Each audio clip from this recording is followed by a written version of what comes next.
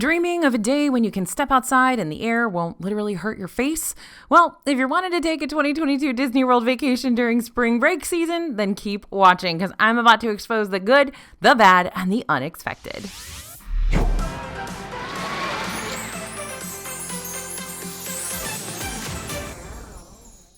Hey everybody, it's AJ for Disney Food Blog, and today's video is all about things spring break. I'm going to dissect everything you absolutely need to know before you leap into one of Disney World's peak seasons. Now, a lot of this stuff is going to apply to all of those peak seasons in Disney World, which, let's be honest, low season in Disney World doesn't seem to exist anymore. There always seem to be crowds, so if there's any possible way you're going to be able to relax and unwind during this so-called vacation, I've got it all right here for you. So let's make like a spring and break. Yeah, that was Bria. And if you want the tips to battle the wild crowds in an easy access PDF cheat sheet, you can find it for free at disneyfoodblog.com/springbreak. We'll also sign you up for our also free newsletter so you can stay up to date on every update leading up to your trip. All right, first we are going to address the elephant in the room. All of those crowds, not going to beat around the bush here. Spring break crowds are intense, and 2022 is not going to be an exception if we can look at January and February being any indication of what's happening with the peopling of Disney World this year. But don't throw in the towel yet. I'm going to give you some tips on how to navigate those wild crowd levels. But let's set the scene. The reason I know for sure crowds are going to be intense is that 1, spring break crowds are always intense, with the 2020 park closures being the one outlier.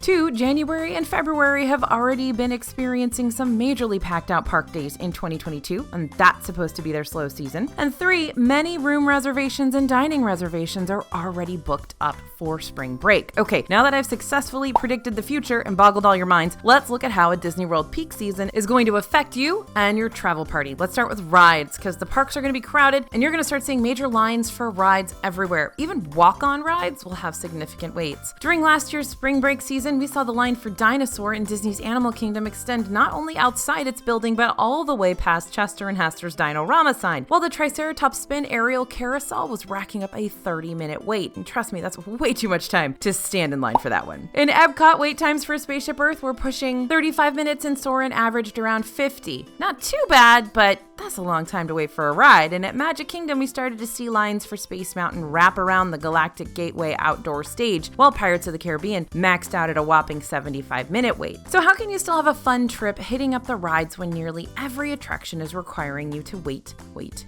Well, keep in mind that the worst crowds tend to happen in the late morning or early afternoon. This may be a good time for you to grab a snack, do some shopping, or catch one of the shows instead. A good time to hit up multiple rides is going to be in the early morning while crowds are still filing in or waking up, and later in the evenings when guests are starting to go back to their rooms for dinner or for the night. You also might find a small moment of crowd relief during peak dining times around 11:30 a.m. and 6 p.m. So try planning your meals during non-peak meal times and try checking on the ride times instead. We'll talk more about dining later on. Since we got a very special parade returning to Magic Kingdom soon, which I'll also talk more about later on, crowds will more than likely be gathering to watch that show during its performance times each day, meaning there'll be fewer people filling up the queues for attractions. If you're not big on watching the nighttime spectaculars, then getting in lines during Disney Enchantment at Magic Kingdom and Harmonious in Epcot and Disney Movie Magic in Disney's Hollywood Studios is an excellent time to hit up any last-minute rides that may have been too crowded during the day. And remember, queue lines will stay open until the parks officially close, so if you can get in line for a ride before the parks close, you won't be kicked out of line. Once you're in, and you'll be able to experience the ride, no matter what the projected wait time may say. Okay, no, I know you're thinking, well, you're giving us these wait times from last spring break, AJ, but now there's Disney Genie. How does that change the game? Well, of course, you are correct, viewer. Spring break could be a time where investing $15 per person per day for Disney Genie Plus, or paying per ride for those premium experiences with the individual attraction selections may not be a bad idea to consider. But if you don't want to shell out the big bucks for Genie Plus or the individual attraction selections, then you can still use the free version of Disney Genie, which may help you on your way to a smoother Disney day. You can find this on your My Disney Experience app, and the free version will still give you a customized itinerary made with your personal preferences in mind, and you can also study up on the forecasted wait times of the rides. To do this, go to the My Disney Experience app, tap on the tip board, then switch to the park you're visiting that day. Under the Experiences tab, you'll see the entire list of attractions and their wait times, but if you tap on View Details, you'll be led to a graph that maps out the predicted crowd levels for that particular experience throughout the day. Does that mean Disney Genie is going to be accurate 100% 100% of the time? No. Does that mean Disney Genie isn't purposefully steering you in the directions that Disney World wants you to go? No. But just like looking at a weather forecast to get an idea for the day's weather, it may benefit you to check on those ride forecasts, just in case it leads you to less of a wait time. Now, you can look more into the pros and cons of the Disney Genie service by checking out our Disney Genie Hacks video after this. But let's backtrack here for a minute or two. I mentioned just a second ago how some of the best times to hit up the rides are earlier in the morning or later on in the evening, right? So let's take a look here at the Disney World hotel perks that can help you out with this. Disney World's got two different benefits for its hotel guests. The first is the early theme park entry, which allows any and all Disney World guests, as well as the Disney Good Neighbor hotel guests, to enter any of the parks on any day 30 minutes before the official rope drop time. You just have to have a park pass for the park you're going to. The second is the extended evening hours, which allows only Disney World Deluxe Resort guests, including the Swan and Dolphin hotel guests, to remain in the parks up to 2 hours after the parks officially close. This benefit's only available for certain parks on certain days, so you'll need to check with the Disney World website to make sure you're timing your extended evening hours plans to align with when Disney actually schedules them. But I gotta level with you here. Early theme park entry can be a double-edged sword. On the one hand, you get extra time in the park for any of the parks, meaning you can get your must-do attraction done first. On the other hand, many guests are gonna have the same mindset as you. Buses, Skyliner stations, and monorail lines will be packed, so don't plan on waking up with just enough time to get to the parks 30 minutes before. Consider the time it'll take you and your family to get ready, the morning transportation lines, the overall time, and the time it'll take to go through security and scan your ticket. And to throw another wrench in there, sometimes Disney will open the parks a little bit early to everyone, and sometimes those early entry guests can get in there even earlier. So I would suggest getting to the park at least 30 minutes before you think you're going to be able to get in, just to make sure you get the most amount of time in that park as you can. Now, even if you're a pro at navigating the Disney crowd, sometimes being exposed to shoulder people for extended periods of time can be overwhelming, especially after the past 2 years we've just had. It can also be overwhelming for guests who can get overstimulated by constant loud sounds, cramped areas, and stressful situations. And I'm not really sure who among us doesn't fit into that category. So here's the thing, you don't have to fight the crowds. There are multiple ways you can escape them, even if just for a little bit. First way, track down some of the less populated places in the parks. Though you might feel trapped in a never-ending sea of people, there are breaks in the masses if you know where to look. In Magic Kingdom, venture to the space on the right between the Main Street USA shops. Usually the crowds are A, booking it down Main Street, or B, shopping till they drop, so a little nook like this is going to be overlooked, even though it's a cute place to linger for a spell. Shows like the Carousel of Progress and Tomorrowland and the Hall of Presidents in Liberty Square are also usually going to be less packed than other attractions. Plus, these 20-minute shows will give you a chance to get off your feet and relax for a while in that AC. Overwhelmed or not, taking regular breaks like this is something I highly recommend so you don't hit a wall by the afternoon. Tom Sawyer's Island is a great escape too. This little island is only accessible by motorized raft, and once you're there, you can explore different caves, cross a rope bridge, rock on a rocking chair at Aunt Polly's Dockside Inn. Sometimes it's even serving food, but it's like 3 days a year. But this is a great place to go if you've got little kids who need to run around and get out some energy when they can't really do that with tons of crowds closing in. And Disney's Animal Kingdom has 3 different walking trails that are just as serene as they are easygoing. You got the Discovery Island trails are on the Tree of Life to let you get a closer view of all the tree's intricate animal carvings covering its base and trunk, the Gorilla Falls Exploration Trail in the Africa section of the park, and the Maharaja Jungle Trek in Asia.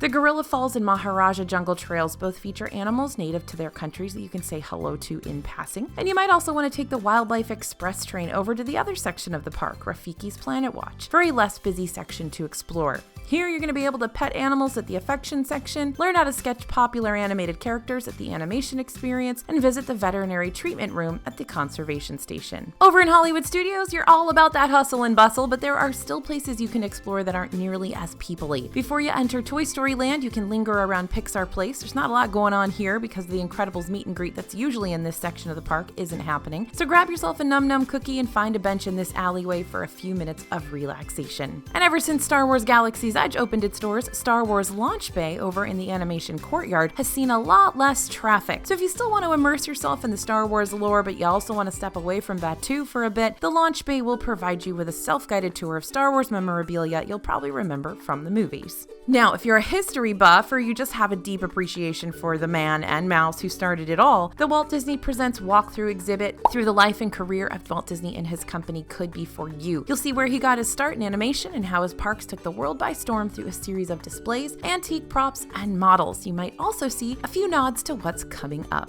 And because Epcot's a park that's so spread out, you'll probably find it easier to breathe here in many different areas. But if you're looking for specific escapes, try the second level of the Canada Pavilion with a beautiful cascading waterfall, the backside of the UK Pavilion, where you might just get to hear live Mary Poppins music from the gazebo and see Mary Poppins herself, and of course go through the hedge maze, the Morocco Pavilion in its entirety, because there's not a whole lot going on there currently, but it's still a lovely place to explore and snack, and the courtyard of Katsura Grill in the Japan Pavilion. Say hi to the koi fish for me. Epcot also has galleries and walk-through exhibits in each of its pavilions that can be easily overlooked. So if you'd like to take a self-guided tour through history, as well as have a moment where the crowds aren't nearly as pressing, try jumping into one of these little museums for a while. Okay, Bria's got a side note for you here. Hello friends, Bria here. I just wanted to pop in and tell you about the time that my friend actually fell asleep in a Disney park. Yep, no joke. We were at Epcot, and it was that afternoon slump that you experience where you're just tired of going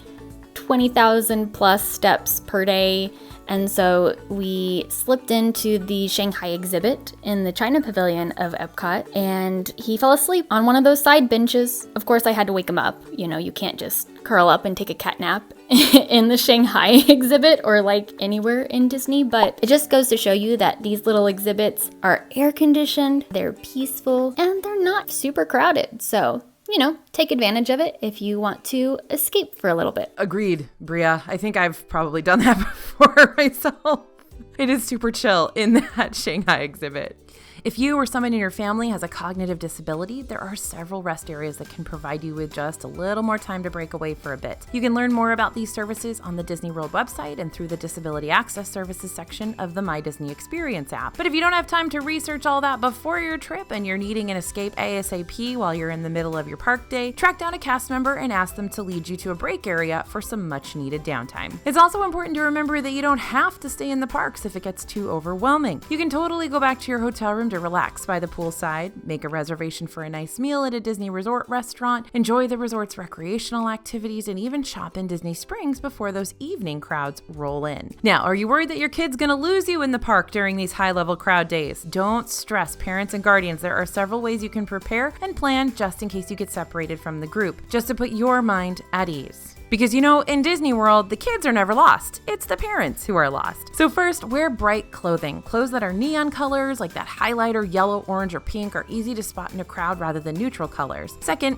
know where guest relations is located, as well as where the baby care centers are. When a kiddo seems to have misplaced their parent, cast members will quickly escort them to one of these locations until they're reunited with their group. Again, if you're struggling to find these areas on the map and you need to get to them ASAP, reach out to the nearest cast member. They're going to lead you where you need to go. Third, discuss a meeting point beforehand just in case. Make it something easy for all ages to track down, like meeting in front of Cinderella Castle or the Tree of Life. And fourth, consider purchasing temporary phone number tattoos for your kids to wear on the back of their hand. That way, if anything were to happen, you can be contacted immediately. You can purchase and customize temporary phone tattoos from places like Amazon, Etsy, and websites that specialize in temporary phone number tattoos. Okay, let's wrap up this crowd section once and for all. I'll summarize it all by saying yes, spring break is going to be crowded, so set your expectations ahead of time, take these specific escapes and tips to heart, and create a game plan that's going to work for you. Okay, so we're headed on with our spring break / busy time video, and this is one of those times where I'm going to ask you, do you want to know the good news or the bad news first? But since I can't hear your actual response, I'm going to assume you're ready to hear a whole bunch of good news for your potential spring break escapades. When you travel to Disney World during spring break, you're more than likely going to stumble across a lot of benefits you didn't realize were going to be available around this time. Let's give some specific examples, okay? Over in Epcot, the Flower and Garden Festival is going to be kicking off on March 2nd. This festival brings a rainbow of floral colors to the park, as well as character topiaries, fresh foods at the outdoor kitchens, upbeat entertainment thanks to the Garden Rocks concert series, which is back in action this year, and a butterfly house, because who doesn't love butterflies? I mean, I'm sure there are people out there who don't, but hey, at least they're contained in their own little pop-up greenhouse, right? I mean, sometimes they fly out, but not all the time. We'll discuss this later. Okay, from March 31st to April 2nd, Disney World's also going to be holding their Run Disney Springtime Surprise Weekend. So this includes the Expedition Everest 5K, which I actually ran 100 years ago when they they did it for the first time, Race for the Taste 10K, and the Twilight Zone Tower of Terror 10 miler. This is great news for those who will want to participate, but it could be an added challenge for guests since this event will bring an even bigger influx of guests to the parks. But I told you good news, right? So let's get pumped about the new and returning experiences that'll be in the parks just in time for the spring break season. On March 1st, we've got the Star Wars Galactic Star Cruiser, aka the Star Wars Hotel, opening for Jedis and Padawans and interstellar guests of all kinds and Siths and stuff like that. And this off-sea cruise is a 2-day immersive experience where you'll be able to control your Star Wars adventure, as well as join in on some lightsaber training, eat out of this world cuisine, and enjoy live entertainment from planetary performers. So yes, our team is going to be very, very busy on March 1st and 2nd because we got the Star Wars Hotel and we've got our chance to eat everything at the Flower and Garden Festival. So it's just going to be one of those awesome 48 hours that we love here at DFB. And I'm not even joking, we do. It's so much fun. Okay, Magic Kingdom's Festival of Fantasy Parade is going to be parading down the streets once more starting on March 9th, 2022. We'll be able to wave at our beloved Disney characters like Rapunzel and Flynn, Belle and the Beast, Anna and Elsa, and of course the dastardly villain herself, the steampunk Maleficent Dragon. You know you missed her, admit it. Disney's All-Star Sports is the last hotel we're waiting to see reopen, and it will on March 31st. So if you're planning a later spring break vacation, you now have another value resort on the table to consider. And Disney Springs is celebrating Women's History Month starting March 1st, which is going to give the spotlight to talented female artists and business leaders. I'm not being spotlighted there, unfortunately, but there will be many, many awesome women who will be. So expect to find seasonal treats created by women and special entertainment with female-led artists. There are several experiences we're still crossing our fingers for too, hoping they'll return come spring break season, like Hoop-de-Doo Musical Review, Finding Nemo Big Blue and Beyond Musical, the Bibbidi Bobbidi Boutique Salons, but we haven't heard any concrete details about their returns. We know the Big Blue and Beyond Finding Nemo musical is coming back, but we don't have a date yet. So we'll make sure to keep you updated as soon as we hear more, and you can get updates as soon as word drops about these exact reopening dates by signing up for our DFB newsletter, where you know I'm going to send you all the juicy details straight to your inbox. Along with those TBA experiences, we're also still waiting to hear more about the Disney dining plan, which Disney did promise would be returning, but we don't have details yet, so stay tuned. And let's not forget the discounts. I'm about to talk about spring break prices soon, so this is super important to keep in your back pocket. Guests staying at select Disney World hotels from March 6th to July 7th, 2022 can save up to $100 a night for deluxe hotels, $40 per night for moderates, and $20 per night for value hotels. These types of offers tend to book up really, really quickly though, so I'll link the Disney discounts page in the description below for you to easily access that and any other discounts that come out in the meantime. Okay, so here we go to the bad parts. Sorry, gotta do it. Gotta talk about the not so great side to a spring break vacation because I'm gonna tell you how to rise above these. Don't let these potential downsides bum you out. I got a few potential solutions for each of them, so let's ride this wave. Reservations during the spring break season start booking months in advance. So if you really are planning on going to Disney World soon and you haven't secured your hotel, dining reservations, or park pass reservations, then you gotta do that now. Okay, not now. You can finish watching the video first, then make those reservations. Many of Disney's value hotel rooms, as well as the standard rooms for moderate and deluxe resorts, do book up quickly, faster than we've really ever seen. So if your trip seems to have snuck up on you and you're having a hard time finding a Disney hotel that's not going to break the bank, consider looking into one of those Good Neighbor hotels. These aren't directly owned by Disney, but they are either close to or on property and provide many of the same benefits that Disney-owned hotels do. The best part about them, though, they're normally going to be even cheaper than Disney World's value hotels, and they still offer a lot of the same perks. So I'm going to link the Good Neighbor Hotel's website in the description below so you can see the full list of options available. Spoiler alert, there are over 40 Good Neighbor hotels for you to choose from, so give yourself some time to look through these. And of course, you know we always recommend the Swan and Dolphin. It's just a killer deal to stay there. You get the deluxe resort benefits, the deluxe resort perks from Disney. They're incredible hotels. I stay there all the time. All right, if you do want to stay in a deluxe hotel during your trip, but you'd like to save a little moolah in the process, then you may want to consider looking into renting Disney Vacation Club points through a third-party rental company. Renting DVC points means you're going to be paying a DVC member, aka a timeshare holder with Disney, for the points they use to rent their DVC rooms. Renting through a third-party DVC rental party like David's DVC Rentals gives you a middleman to make sure the transaction goes smoothly and you don't get swindled out of your cash. I got a whole video talking about how this can save you hundreds on your Disney World stay, so make sure to check it out. It's super, super helpful. By the way, David's DVC Rentals doesn't sponsor Disney Food Blog, but I know the owner and she's awesome, and I really do think it's a great deal that you can look into. If you've still got over 60 days before your spring break vacation to book restaurant reservations, then you are in luck. Mark that 60-day point on your calendar. Make sure you book those reservations the day of. Reservations will be open at 5:45 a.m. Eastern, which will probably be your best chance at snagging the most popular restaurants. A few of those hot spots: Cinderella's Royal Table at Magic Kingdom, Ohana, Space 220 at Epcot, Tusker House at Animal Kingdom, Oga's Cantina at Disney's Hollywood Studios. If it's a little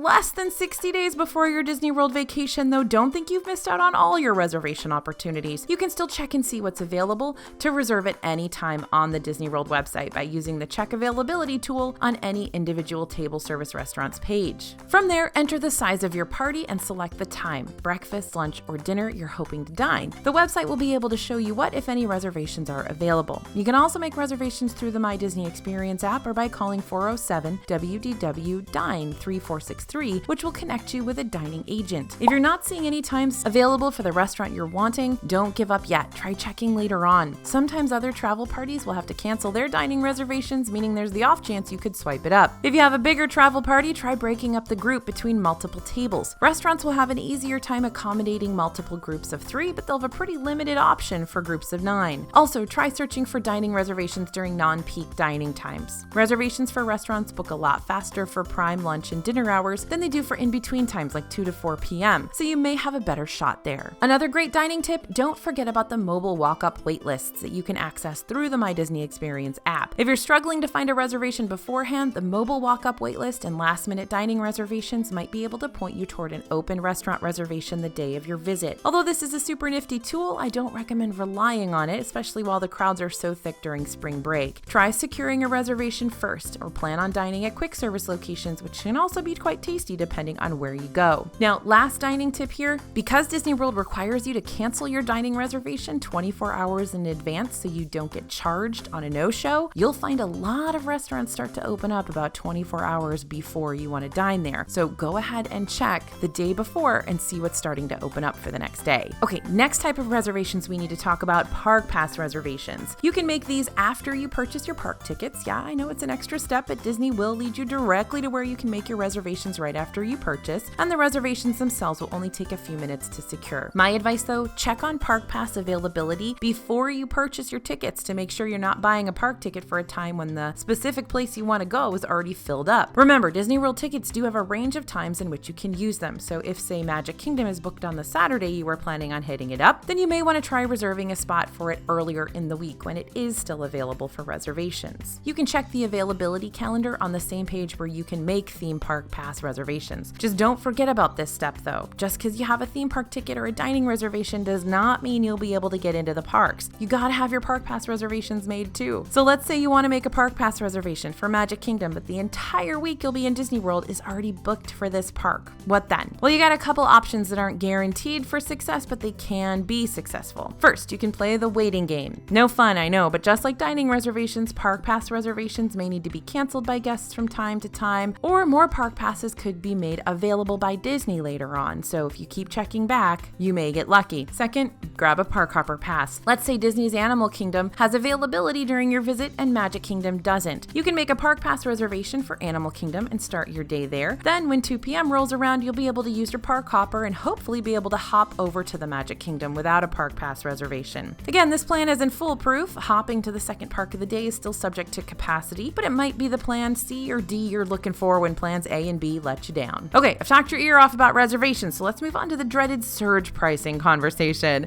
Since spring break raises the demand for numerous services, you're going to start seeing prices spike up. Rideshare prices increased, park tickets increased, individual attraction selections increased. Save back more money than you think you might need to accommodate for the spikes you're going to stumble across. You might find price spikes in places you were least expecting it, and you don't want it to catch your wallet by surprise. On the DFB website and our weekly DFB latest news updates on this channel, we'll provide you with the 411 on what we're noticing price-wise in the parks leading up to your vacation. That way you can follow along with us and get a better idea of what things are going to look like cost-wise when you actually arrive. Also, try to save money where you can. Remember the hotel discount and those Good Neighbor hotels I talked about earlier? Just saying, those will help you save a good chunk of money. Also, make sure to study up on extra expenses like the Disney Genie Plus, IAS reservations, signature restaurants, and extra enhancements to see if they're really things you need to be budgeting for or you can live without them this time around. We have lots of videos about upgrades and extras that'll give you all the pros and cons about these things.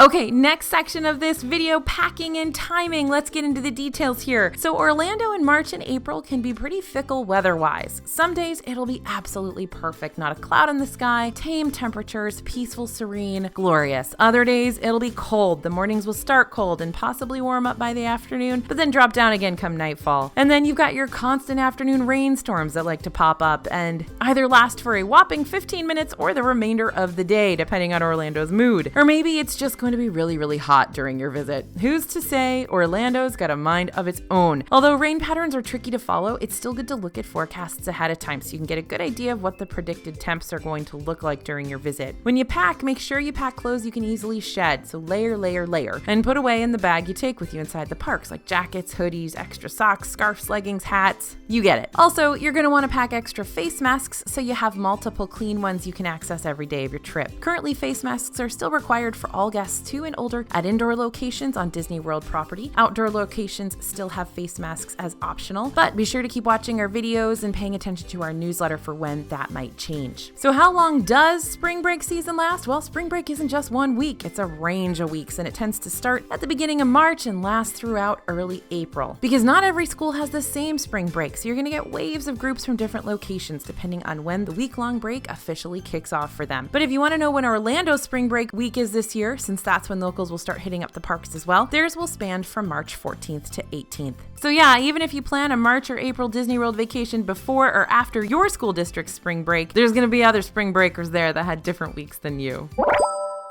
So spring break is not unmanageable in Disney World, even with those intimidating crowds. Make sure to set your expectations ahead of time, figure out those must-do experiences, and plan ahead. That's what we're here for. This is definitely a trip you don't want to go into on a whim, but we have your back.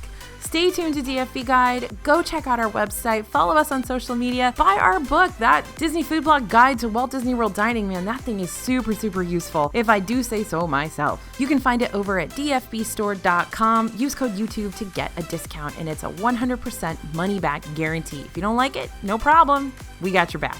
All right, thanks for listening, thanks for watching, everyone. As always, this is AJ for Disney Food Blog, and we'll see you real soon.